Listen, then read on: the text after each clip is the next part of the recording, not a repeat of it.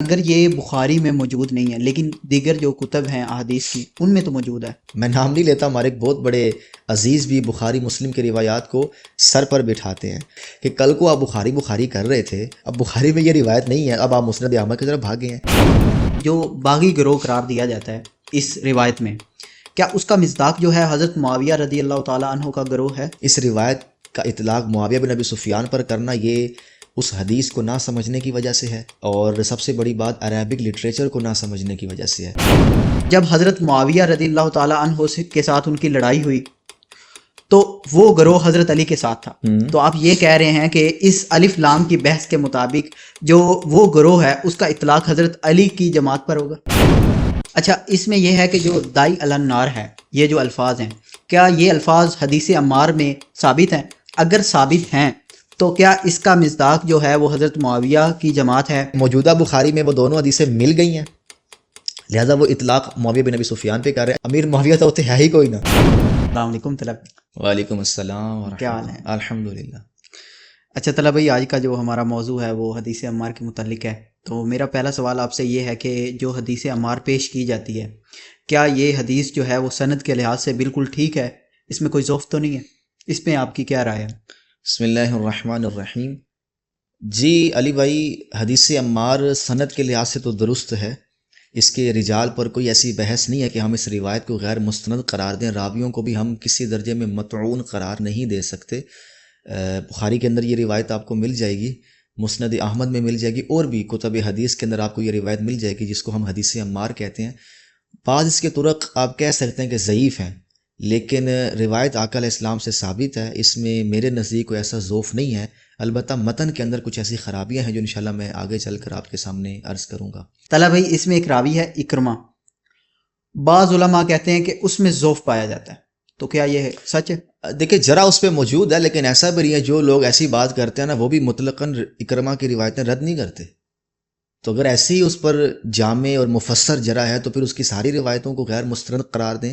اس سے کافی روایات ہیں۔ ہاں ظاہر سی بات ہے، اس کے دیکھیں اس طرح کی جرا بعض اوقات قابل اعتنا ہوتی ہے، بعض اوقات نہیں ہوتی، تو میں نہیں سمجھتا کہ اب دیکھیں بعض نے اس کو کذاب بھی لکھا ہے، وہم کا شکار ہو جاتا تھا، اس کے علاوہ وہ ناسبی بھی مشہور ہے، صرف ازواج رسول کو اہل بیت مانتا ہے، اور پنجتن کو وہ کسی صورت میں بھی اہل بیت نہیں مانتا، ٹھیک ہو گیا۔ تو اور بھی کئی چیزیں اس سے جڑی ہوئی ہیں، تو لیکن میں نہیں سمجھتا کہ اکرمہ پر جرا کی وجہ سے حدیث عمار غیر مستند ہو جائے گی، اس کی اور بھی بہت سی سندیں، اس میں اکرمہ ہے ہی نہیں، تو اکرمہ کو فارغ بھی کر دیں تو حدیث عمار کو تو آپ کو ماننا پڑے گا۔ ٹھیک ہو گیا۔ اچھا، حافظ زبیر صاحب ہیں، وہ کہتے ہیں کہ جو حدیث عمار ہے، بخاری کی جو پرانے نسخے تھے ان میں حدیث عمار جو ہے یہ موجود نہیں ہے، اگر موجود ہے بھی تو ان الفاظ کے ساتھ موجود نہیں ہے۔ جی جی، تو آئیے آپ اس کے بارے جی میں جی، یہ بات ڈاکٹر صاحب کی ٹھیک ہے، ہمارے ایک بہت ہی اچھے دوست ہیں، بہت بڑے محقق ہیں، مفتی محمد وقاص صاحب، حدیث عمار پر وہ 3 جلدوں میں کتاب لکھ رہے ہیں، 2-3 سال سے اس پہ کام کر رہے ہیں، تو میں نے ڈاکٹر زبیر صاحب کی تحقیق ان کو بھیجی تھی، تو وہ مجھے مزید بھی کہتے رہتے تھے کہ طلحہ بھائی کو نئی بات آئے نا حدیث عمار سے متعلق تو آپ مجھے بھیجیں، تاکہ ایک ہی وقت میں ایک اچھا نسخہ تیار ہو حدیث عمار کا، سارے سوالات کے جواب دیے جائیں، تو یہ ان کی زبانی میں آپ کو بتا رہا ہوں، وہ ایکسیپٹ کر رہے ہیں اس بات کو، وہ کہتے ہیں میں نے اپنی لائبریری میں یہ سارے ریفرنس کاؤنٹر ویریفائی کیے ہیں کہ یہ نسخوں میں یہ لفظ نہیں ہے تقتلک الفیۃ الباغیہ، صحیح۔ حدیث عمار کے یہ جو الفاظ ہیں تقتلک الفیۃ الباغی، تقتلہ الفیۃ الباغیہ، مخاطب کی ضمیر یا غائب کی ضمیر سے، تو بخاری میں یہ الفاظ نہیں ہیں۔ بخاری کی جو روایت ہے وہ ہے یدعوہم الی الجنہ ویدعونہ الی النار ویح عمار۔ دیکھیں عمار کا کیا حال ہے، عمار ان کو جنت کی طرف بلاتا ہے اور یہ اس کو جہنم کی طرف بلاتے ہیں، یہ بخاری شریف میں ہے، پرانے نسخوں میں، اور امام بخاری کے جن شاگردوں نے بخاری آگے نقل کی ہے نا، سب اٹھا کے دیکھ لیں، ٹھیک۔ سب میں آپ کو وہ انشاءاللہ میں آپ سکین دکھا دیجئے گا، سب میں یہی حدیث ہے۔ دیکھیں، اگر یہ بخاری میں موجود نہیں ہے لیکن دیگر جو کتب ہیں احادیث کی ان میں تو موجود ہے۔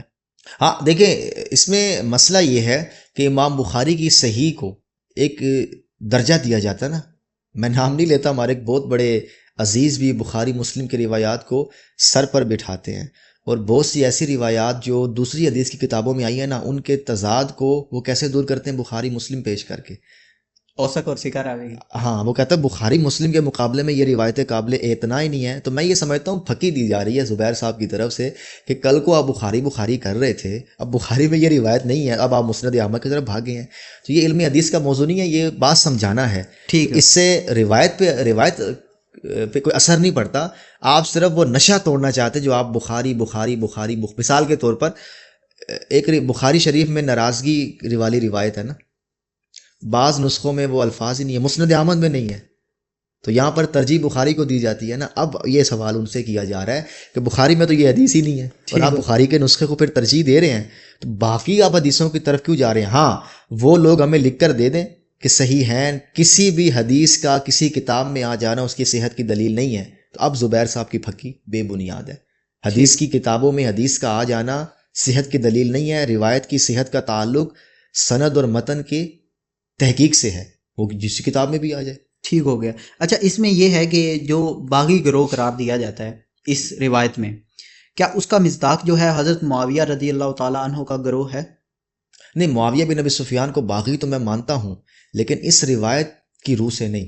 اس روایت کا اطلاق معاویہ بن ابی سفیان پر کرنا یہ اس حدیث کو نہ سمجھنے کی وجہ سے ہے، اور سب سے بڑی بات عربک لٹریچر کو نہ سمجھنے کی وجہ سے ہے. دیکھیں زبان میں جب گفتگو کی جاتی ہے نا تو متکلم اپنے مدعا کو اس امید پر اپنے مخاطب کے سامنے پیش کرتا ہے کہ وہ میری بات کو جانتا ہے، سمجھتا ہے. میں اگر کوئی فریز یوز کروں گا تو اس کو ڈکشنری نہیں کھولنی پڑے گی، معروف اسالیب میں بات کروں گا. میں آپ اردو میں بات کر رہے ہیں تو آپ کنفیوز نہیں ہو رہے، آپ جانتے ہیں کہ میں کیا بات کر رہا ہوں. تو آقا علیہ السلام افصح العرب ہیں، عربی میں آپ نے بات کی ہے، ٹھیک ہے وہ بہو رسول اللہ کے الفاظ نہیں ہیں، لیکن بات تو عربی میں ہو رہی ہے. تو اب تقتلک الفیت الباغیہ یا تقتلہ الفیت الباغیہ یہ عربی کا ایک لفظ ہے، تو عربی میں اس کی ترکیب کر لیں جملے کی. یہاں پر الفیت الباغیہ ہے اور الف لام لگا ہوا ہے، بظاہر تو مرکب توصیفی ہے نا، دونوں پر الف لام ہے کہ باغی گروہ. کون سا باغی گروہ؟ تو ہمارے یہاں عام فہم یہ ہے کہ حضرت عمار ابن یاسر رضی اللہ عنہما کے قتل کے بعد پتہ چلا کہ باغی کون ہے، لیکن حدیث کے الفاظ اس کی تائید ہی نہیں کرتے. وہ کیسے؟ الف لام لگا ہوا ہے. عربی زبان میں الف لام کی کئی قسمیں بیان کی جاتی ہیں، لیکن ہمارے نزدیک، ہمارے استاذ کے نزدیک صرف دو ہی ہیں، استغراقی اور عہد. یہاں پر الف لام عہد کا ہے. عہد کی بھی آگے کوئی ہے؟ ہاں، عہد کی دو اقسام ہیں، ایک عہد خارجی ہے اور ایک عہد ذہنی ہے. عہد ذہنی کا مطلب یہ ہوتا ہے کہ بیان کرنے والے کا جو مقصود ہے نا وہ کوئی متعین افراد یا متعین بات نہیں ہوتی. مثال کے طور پر آپ کہتے ہیں انی اخاف ان یاکلہ الذئب، مجھے اس بات کا خوف ہے کہ اسے بھیڑیا کھا جائے گا. اب الذئب الف لام لگا ہوا ہے اس پر، تو آپ کہیں گے یہ تو متعین نہیں، متکلم کا مطلب ہے کہ کوئی بھیڑیا اس کو کھا جائے گا. مطلب خیال ہی ہے، خیال ہے، یعنی کہ اس نے انڈیکیٹ نہیں کیا، انگلی رکھ کر نہیں بتا رہا کہ یہ جو سامنے بھیڑیا کھڑا نا یہ کھا جائے گا، یہ نہیں کہہ رہا. وہ یہ ذہنی ہوتا ہے، اس میں وہ الف لام تو لگا ہوتا ہے اس پہ، اور عہد کا ہی ہوتا ہے کہ بھیڑیا کو پچھلے زمانے کا نہیں، اسی کے دور کا ہے لیکن متعین نہیں ہے. اور ایک عہد خارجی ہوتا ہے جس میں متکلم واضح طور پر بتا رہا ہوتا ہے کہ میری مراد کیا ہے، مخصوص اور متعین افراد کو یا جماعت کو وہ ذکر کر رہا ہوتا ہے. سننے والا بھی جانتا ہے کہ قیاس نہیں کرنا پڑتا. اس کی مثال قرآن کی اگر آپ لے لیں عربی عبارت فعصا فرعون الرسول، فرعون نے رسول کی نافرمانی کی. رسول پر الف لام ہے، سارے جانتے ہیں فرعون نے کس رسول کی نافرمانی کی. تو متکلم جب یہ بات کر رہا تھا تو اس کو پتا تھا کہ میں کس رسول کی بات کر رہا ہوں، سننے والوں کو بھی پتا تھا کہ میں کس رسول کی بات کر رہا ہوں. فرعون کے زمانے کا ایک رسول ہے، سب اس کو جانتے ہیں. یہ ہے اس کی دو مثالیں. ہمارے نزدیک الف لام عہد خارجی ہے کہ سب کو پتا ہے کہ وہ باغی جماعت کون ہے. عمار کا لاشا فیصلہ نہیں کر رہا، پہلے ہی سب کو پتا ہے کہ وہ کون ہے. ہاں وہ ایک نیا جرم کرے گی. وہ کون سی جماعت؟ ہاں آپ جانتے ہیں کہ حضرت علی کی بیعت سے پہلے کس جماعت کے بارے میں یہ متعین تھا، معروف تھا، مشہور تھا کہ یہ باغی ہے؟ حضرت عثمان کے قاتلین. جی سیدنا عثمان غنی کے خلاف پروٹیسٹ کرنے والے، ہرزہ سرائی کرنے والے، ایک غیر قانونی احتجاج کرنے والوں کے بارے میں واضح تھا کہ یہ باغی ہیں، انہوں نے اسٹیٹ کے خلاف بغاوت کی ہے. اچھا یہاں پہ میرا ایک اور سوال ہے کہ اگر وہ قاتلین عثمان والا گروہ جو ہے جنہوں نے جو حضرت عثمان ہے ان کو شہید کیا وہ باغی تھا اور وہ متعین ہے کہ وہ باغی تھا، تو جب انہوں نے بیعت کی حضرت علی کی، ٹھیک ہے، وہ اس میں شامل ہو گئے، اور جب حضرت معاویہ رضی اللہ تعالیٰ عنہ کے ساتھ ان کی لڑائی ہوئی تو وہ گروہ حضرت علی کے ساتھ تھا. تو آپ یہ کہہ رہے ہیں کہ اس الف لام کی بحث کے مطابق جو وہ گروہ ہے اس کا اطلاق حضرت علی کی جماعت پر ہوگا. علی کی جماعت کے اندر ایک گروہ ہے. ٹھیک ہے, علی کی جماعت ہے تو علی کی جماعت کے اندر. ہاں, تو علی دیکھیں آقا علیہ السلام پوری جماعت کی بات نہیں کر رہے. مثال کے طور پر آپ کہتے ہیں کہ پورا چنیوٹ ہی چوروں سے بھرا ہوا ہے, اور آپ یہ کہ چنیوٹ میں کچھ لوگ ہیں جو چور ہیں, تو فرق ہے نا. تو وہاں پہ کہا جا رہا ہے کہ عمار کو ایک باغی گروہ قتل کرے گا. تو الف لام کیا بتا رہا ہے؟ پہلے سے باغی ہیں. علی کی جماعت میں آنے کے بعد کیا باقی سارے باغی ہو جائیں گے؟ عمار ابن یاسر ہیں, ویسے قرنی ہیں, حسن حسین, ساروں کو کس اصول پہ باغی بنائیں گے؟ وہ اس میں شامل ہو رہے ہیں. ٹھیک ہو. اور آپ یہ بھی دیکھ لیں کہ اہل شام کے بارے میں ہم جو کہتے ہیں اس میں بھی آپ دیکھ لیں, کچھ لوگ تو اہل شام کے ہتھے چڑھ گئے نا. ساروں کو حضرت علی سے کوئی ذاتی مسئلہ ہے؟ بھئی آپ بھی پی ٹی آئی کے جلسے میں کسی وجہ سے داخل ہو جائیں تو کیا آپ نون لیگ سے اختلاف کر رہے ہیں؟ کسی وجہ سے ہی جا رہے ہیں نا. تو کسی کے ساتھ شامل ہونے سے اس پہ اطلاق نہیں ہو جاتا. حضرت علی کی جماعت میں وہ لوگ شامل تھے. مثال کے طور پر یہ بھی کہا تھا کہ قاتلین عثمان نے علی کی بیعت کر لی, تو انہوں نے بیعت کی ہے نا. اس سے علی پر عثمان کے قتل کے الزام کی کیا ہم بات کریں؟ اچھا, اس میں یہ ہے کہ جو دائی علی النار ہے, یہ جو الفاظ ہیں, کیا یہ الفاظ حدیث عمار میں ثابت ہیں؟ اگر ثابت ہیں تو کیا اس کا مصداق جو ہے وہ حضرت معاویہ کی جماعت ہے؟ ہاں, میں نے شروع میں عرض کیا نا کہ بخاری کے پرانے نسخوں میں تو یہی حدیث ہے, یدعوہم الی الجنہ ویدعونہ الی النار. یہ حدیث ہے. تقتلک الفیۃ الباغیہ بخاری میں نہیں ہے. یہ آج کی بخاری میں آپ کو ملتی, پرانی بخاری میں یہ الفاظ نہیں ہیں. اور امام حمیدی جو بہت بڑے محدث ہیں, انہوں نے بخاری مسلم کی روایات کو جمع کیا الجمع بین الصحیحین, اس میں وہ لکھتے ہیں. تو یہ پھر داخل کس نے یہ کیا؟ اضافہ ہے. اچھا, وہ ساتھ یہ بھی کہتے ہیں کہ امام بخاری نے یہ الفاظ نقل کیے تھے پھر مٹا دیے. جی. اور ساتھ یہ بھی لکھا ہوا ہے کہ یہ الفاظ ساقط شدہ ہیں. اچھا, بعد میں آپ کہہ سکتے ہیں کہ امام کسی نے حاشیے میں داخل کر دیے ہوں. دیکھیں, اگر ایک جو ہے ایک جو مصحف ہوگا یا جو ایک نقل ہوگی اس میں تو وہ تبدیل ہو جائیں گے. تب پرنٹر تو نہیں تھے, تو سب میں تبدیل. سب میں کیسا ہو گیا؟ آپ تو وہ ایک مصحف آگے چلا, متداول ہو گیا نا. مثال کے طور پر آپ یہ دیکھ لیں کہ قرآن مجید پہلے دن سے قریشی قرات پر لکھا جا رہا ہے. تو آج بھی آپ دیکھ لیں کہ قرات کا جو اختلاف چل رہا ہوتا ہے کہ ہم بہت سی قراتوں کو کیوں نہیں مانتے, یہ پہلے دن سے تواتر ہے, وہ پہلے دن سے نہیں ہے. تو اگر کسی علاقے میں کوئی اور قرات متداول ہو جائے تو وہ بعد میں ہوئی ہے نا.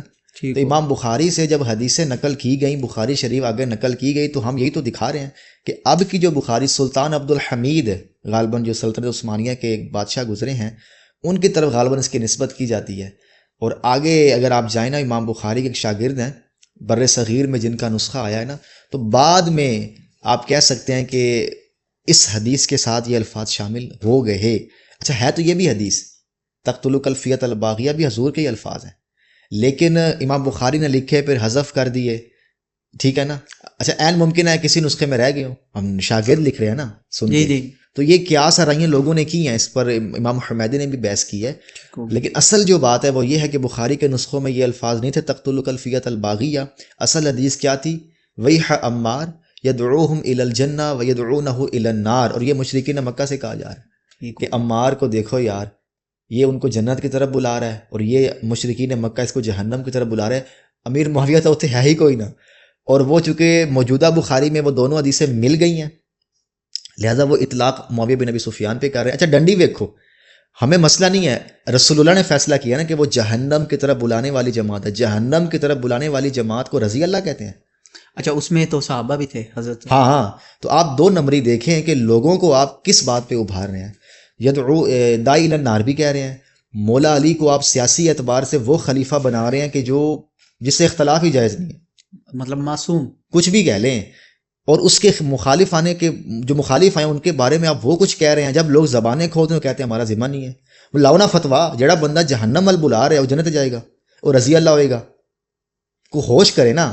مقدمہ ہی کمزور ہے کہ معاویہ بن ابی سفیان تو وہاں داخل ہی نہیں ہوتے ہیں تو پھر ہم سے ہمارے یہ سوالات ہیں ان پر. یہ تو مشرکین مکہ سے متعلق حدیث تھی, وہ پھر مکس ہو گئی, جس کا اظہار میں نے آپ کے سامنے بھی کیا. وہ سکین بھی لگائیے گا امام حمیدی کا کہ وہ اس میں کیا کہہ رہے ہیں. اللہ کرے سننے والوں کو عربی آتی ہو, اور جن کو نہیں آتی وہ چیٹ جی پی ٹی سے ترجمہ کروا لیں, لیکن وہ پڑھیں ضرور کہ امام حمیدی نے وہاں پر کیا کہ یہ ہمارے اکابرین ہیں, اسلاف ہیں. تحقیقات آپ ذاتی طور پر بھی کریں, ہمیں کوئی مسئلہ نہیں ہے, لیکن امام حمیدی کی بات کو رد کریں نا.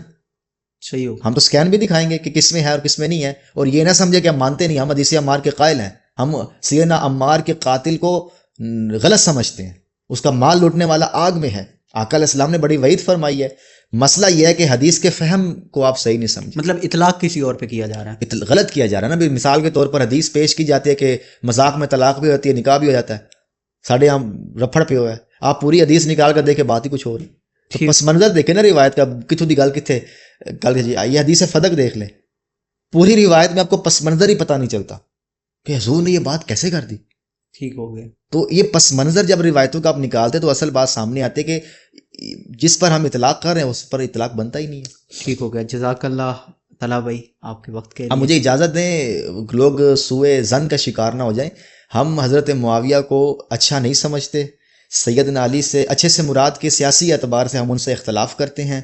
میں ان کو مسلمان مانتا ہوں, منافق نہیں مانتا, کافر نہیں مانتا. ان کی سیاسی بعض بصیرتوں پر میں تحسین بھی کرتا ہوں, لیکن سیدنا علی کے مقابلے میں ہم ان کو اچھا نہیں جانتے. انہوں نے مولا علی سے اختلاف کیا.